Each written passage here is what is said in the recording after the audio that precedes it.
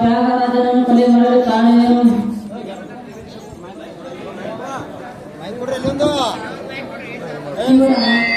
ನನಗೂ ಹಾಗೂ ತ್ಯಾಗರಾಜನ ಕೊಲೆಗೂ ಯಾವುದೇ ರೀತಿಯ ಸಂಬಂಧ ಇಲ್ಲ ಸರ್, ಯಾವುದೇ ರೀತಿಯ ಸಂಬಂಧವಿಲ್ಲ.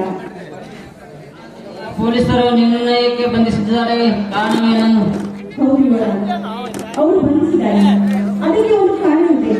ಆದರೂ ನನ್ನೊಂದು ಜೀವನದಲ್ಲಿ ಒಂದು ದೊಡ್ಡ ಕಥೆ ನಡೆದಿತ್ತು.